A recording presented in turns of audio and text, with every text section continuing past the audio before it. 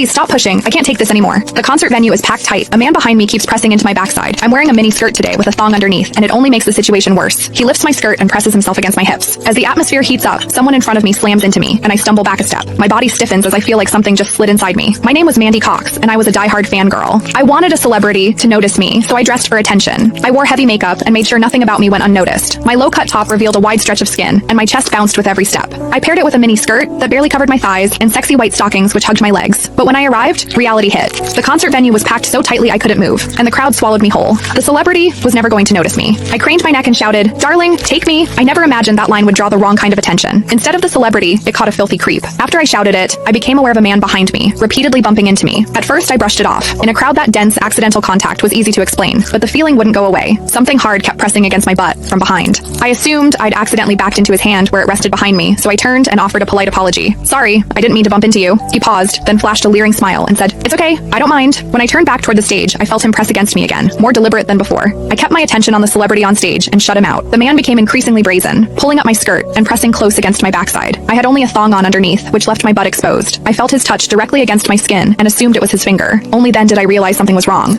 The pressure was warm and solid in a way a finger could never be. My mind lurched as the truth hit me. In the 20 years of my life, this was the first time a man had ever molested me. Fear surged through me, sharp and overwhelming, and my body reacted with an instinct to flee, but there was no way to move. The concert floor was packed wall to wall, leaving me stuck where I stood. I drew myself tight, bracing as if tension alone could keep the fear out. As I did, my hips closed around the man's so-called finger, trapping it between my cheeks. An unfamiliar sensation followed, and warmth rose to my face. What confused me was that I didn't recoil from it. There was a muted comfort to it, and against my will, it sparked a faint sense of expectation. The man behind me seemed to take it as a signal. He moved in closer, repeating the motion until the intrusion was unmistakable. I had lived a sheltered life as a college student, and now I was being toyed with by a stranger while surrounded by people. Shame surged within me without warning. I felt the urge to sob, but my throat closed, and my voice deserted me. Worse still, the pressure forced my thong inward and sent a restless, prickling discomfort through my body that wouldn't fade. A quiet, involuntary sound escaped me, and the embarrassment followed instantly. I gathered myself and strained to suppress it, holding it down until my throat tightened. The blaring music and the screams around me drowned everything out. With every eye fixed on the stage, no one was aware of what was happening to me. At the same time, the intensity continued to rise, touching something deep inside me. I bit down on my lip as cold sweat traced my spine. My awareness was tipping back and forth between humiliation and a pleasure I couldn't bring myself to name. I knew I couldn't take it anymore if it continued, so I turned sharply to face the man behind me. "Please stop pushing. I can't take this anymore."